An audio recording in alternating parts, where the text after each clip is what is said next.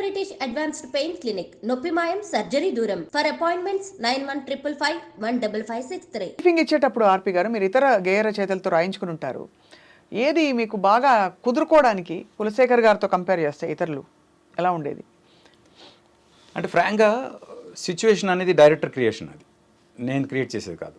ఎదురికి కూర్చోబెట్టి situation director చెప్తారు కాబట్టి ఆ తర్వాత వచ్చిన లిరిక్కి ఏమైనా కరెక్షన్ ఉంటే నేను చెప్తా తప్పితే నేను బ్రీఫింగ్ ఇచ్చేది ఏముండదు. డైరెక్టర్గా నేను చెప్పేది ఏముండదు. ఎందుకంటే డైరెక్టర్స్ బేబీ. మ్యూజిక్ డైరెక్టర్గా నాకు ఈ సౌండింగ్ కరెక్ట్, ఇంకా ఇలాంటి సౌండింగ్ వస్తే ఇంకా బాగుంటుంది అనే ఇది తప్పితే నా ఇన్వాల్వ్మెంట్ తక్కువే ఉంటుంది. పోతే నేను ఆ విషయంలో కొంచెం సాడిస్ట్నే. అది కొంచెం అంటే డైరెక్టర్ ఓకే అన్న తర్వాత కూడా కొన్ని సందర్భాల్లో లేదు నాకు ఇలా కావాలి అని చెప్పిన సందర్భాలు ఉన్నాయి. ఇక నాకు చాలా ఇష్టమైన, చాలా మందికి ఇష్టమైన శ్రీరామ్ పాటలు కులశేఖర్ గారు రాశారు. ఆ పాట నాకు ఇష్టమైన పాట. తీయని కళలను అంటే ఫస్ట్ 4 లైన్స్, లాస్ట్ 2 లైన్స్ నేను రాశాను. అది మాతృక మీరు రాసి ఇచ్చేశారు. మధ్యలో 6 లైన్స్ రాసే టైం కానీ తెలివితేటలు కానీ లేవని నాకు అర్థమయ్యాయి. అవి ఆయనతో రాయించారు. మీకు రాయాలని ఎందుకు అనిపించింది అప్పుడు? అంటే మీకు అలవోగ్గా వచ్చేసాయి? అలా అలవోగ్గా వచ్చింది ఆ ట్యూన్ చేస్తున్నప్పుడు. అది కానీ ఆయన రాసిన లైన్లు నేను రాసిన లైన్ల కన్నా బాగుంటాయి. అవునా? ఆబ్వియస్గా. అయితే ఆయన రాసిన లైన్ మీకు గుర్తున్నాయా? మనసంతా నువ్వని చెప్పడం తెలుసు, ప్రేమనే మత్తులు, ఎన్నాళ్ళైనా నేనుండిపోగలను చూస్తూ నీ కళ్ళలో, నేనెవరన్నది నే మరిచిపోగలను చూస్తూ నీ కళ్ళలో. అది మీరు అది నేను రాసింది. చల చల్లని మంటలు ఎరగబేనాడు ప్రేమ సెగలేమిటో, ఇలా ఉంటుంది అది. సారీ, నువ్వే చల చల్లని మంచుకు ఎరగ, అలా వస్తుంది. మంచుకి మంచు కన్నా చల్లనైనది, దీనికన్నా మంటల కన్నా వెచ్చనైనది, అలా ఉంటుంది ఆయన ఎక్స్ప్రెషన్.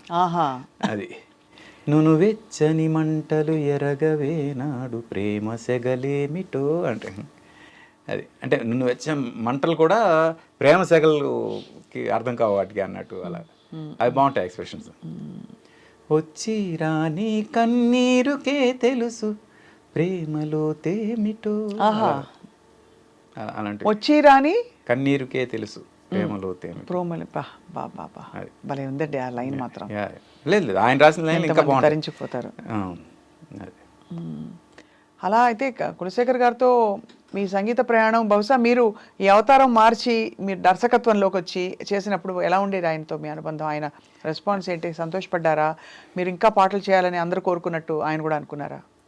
అంటే నేను డైరెక్షన్కి వచ్చే టైంకి ఆయన ఇంకా మనలో అంటే మన లోకల్లో లేరు. ఎంతకాలం కోమాలో ఉన్నారు ఆర్పి గారు? అదేదో ఉందండి, ఆ ఫేజ్ నాకు కరెక్ట్ గుర్తులేదు. I don't want to remember that అనమాట. I know, I understand. But you must have been very shaken by. Yeah it was something. అంటే అసలు ఎక్స్పెక్ట్ చెయ్యండి కదా అది. కొంచెం ఆ టైంలో మాత్రం కొంచెం ఇబ్బంది పడ్డాం. ఈవెన్ ఫ్యామిలీ కూడా చాలా సఫర్ అయ్యారు. ఎలా హ్యాండిల్ చేయాలి ఇప్పుడు ఈ సిచ్యువేషన్ అనేది. ఎన్నాళ్ళు ఉన్నారో మీకు తెలియదు? అదే మీరు కొన్ని మంత్స్ ఉన్నారు.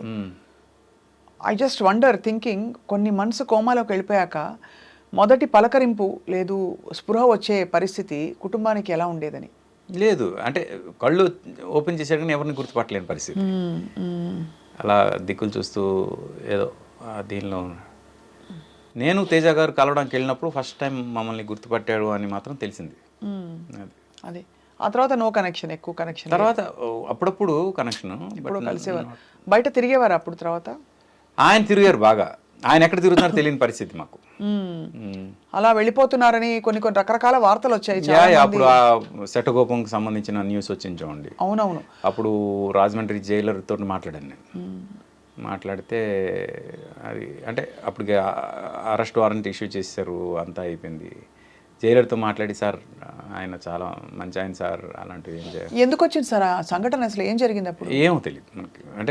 అంటే హీ వాజ్ నాట్ స్టేబుల్.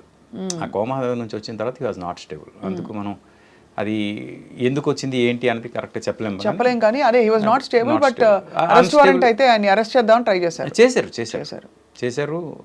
అప్పుడు నేను జైలర్తో మాట్లాడాను, రాజమండ్రి జైలర్తో. సార్ ఇలాగా కులశేఖర్ గారిని దీనిలో చేశారంటే కదా, ఏమైనా కన్సిడర్ చేయగలరా అంటే కొంచెం జాగ్రత్తగా, ఏదంటే ఆయనకి సైకలాజికల్గా కొంచెం వీక్గా ఉన్నారు అంటే సైకలాజికల్గా వీక్గా ఉన్నారని ఒక్క మాట అంటే చాలండి మెంటల్ హాస్పిటల్ పెట్టేస్తారు, అది బెటరా ఇది బెటరా మీరే డిసైడ్ చేయండి అన్నాడు. ఎందుకంటే jail is much better than asylum. అందుకు సరే అని ఇదేమో రిలీజ్ అయిన తర్వాత మళ్ళీ ఇంట్లో తీసుకొచ్చారు, ఇంట్లో పెట్టారు, మళ్ళీ వెళ్ళిపోయారు. ఇవన్నీ పాపం చాలా నరకం అండి. కుటుంబ సభ్యులకి ఎంత కష్టం వచ్చి ఉంటుందండి. చాలా చాలా. ఆయన పిల్లలు సార్ ఎవరు? 2 పిల్లలు, పాప బాబు. లక్కీలీ దే ఆర్ సెటిల్డ్, అంటే సెటిల్డ్ ఇన్ ది సెన్స్ బాబు ఏమో ఇప్పుడు ఇంజనీరింగ్ ఫైనల్ ఇయర్ చదువుతున్నాడు, పాప ఆల్రెడీ కంప్లీట్ చేసి షీఈస్ ఆల్మోస్ట్ దేర్.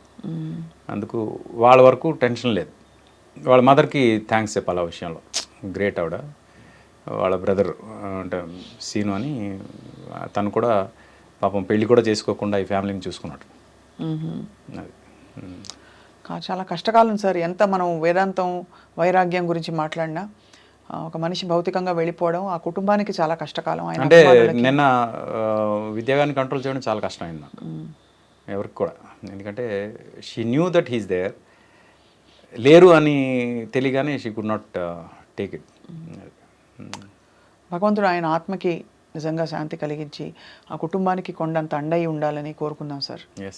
ఆర్పి గారు, కళ్ళ ముందు ఈ లాస్ట్ 8 సంవత్సరాలలో కొంత సహజంగా ఇలా జరగడం, అంటే సహజంగా అంటే ఇలా అనారోగ్య కారణాలు, కొంత కోవిడ్ టైంలో, కొంత ఇతరత్ర శాస్త్రి గారు వెళ్ళిపోయారు, భౌతికంగా లేరు, బాలు గారు వెళ్ళిపోయారు, కవులు కళాకారులు చాలామంది అలా వెళ్ళిపోతూ ఉంటే, వెన్నెలకంటి గారు, సో జాస్ట్ గుండె జారిపోతూ ఉంటుంది. సో ఏమో నేను ఇప్పుడు ఒక రాయిలాగా అయిపోయాను. ట్రైన్ వెళ్తుంది, ఎవరు టైం వస్తే వాళ్ళు దిగిపోతున్నారనే ఒక ఫీలింగ్. స్టేషన్ మన టైం వచ్చినప్పుడు మనం దిగిపోతాం అంతే.